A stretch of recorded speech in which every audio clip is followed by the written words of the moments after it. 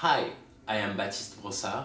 I am a sociologist at the University of Montreal, and I'm going to present you my paper Fighting with Oneself to Maintain the Interaction Order, a sociological approach to the daily self-injury process, which has just been published in the journal Symbolic Interaction.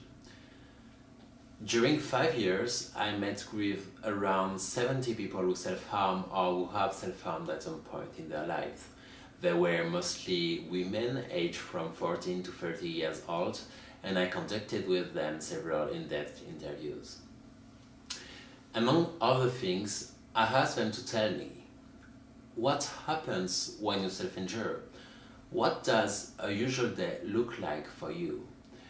Then I found out that this behavior can't be reduced to the self-harming activity itself, but that this is a process made of several steps which could possibly result in the self-harming activity. In my paper, I relate all these steps. I give an example based on an internet message board. I describe the evolution of the process along self-injurers' trajectories. Then I highlight some theoretical issues raised by this approach. So, what are these steps?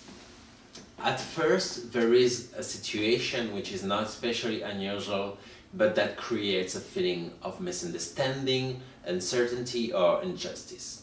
You don't know how to interpret something a friend may have said, or an argument breaks out with your parents. The day continues, but after the triggering event, something goes wrong. People's minds focus, wander, and or rehash. The inner conversation, to take Charles Coulet's expression, herein runs on a loop, and the thoughts gradually autonomize from the situation in which they originate. Some call this a panic attack. In this emotional state, it's impossible to stay focused, and by extension to perform one's social role. Students are unable to pay attention in school, workers are unable to do their job well. So, individuals seek some kind of escape, some equivalence which could provoke a relief.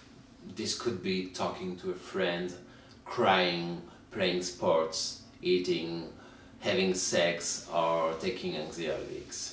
Sometimes these equivalences are sufficient, and then the process swings back to zero. But among these other possibilities, self-injury appears or is perceived to be the most practical and the most effective one. So, when these other possibilities don't work or can't be practiced at this moment, self-injury is perceived to be the most convenient way of restoring to a subjectively normal emotional state.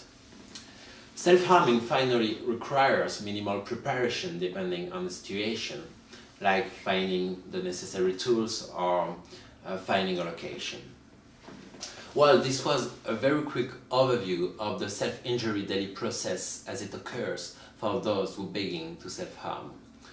My research contributes to a better understanding of this behavior because during each of these steps, different social issues are at stake, and to my opinion, the most important conclusion, even if self-injury is a socially deviant behavior, people use it as a rational technique for managing their daily life in a seemingly normal way. Thank you for watching. I hope you'll enjoy the paper.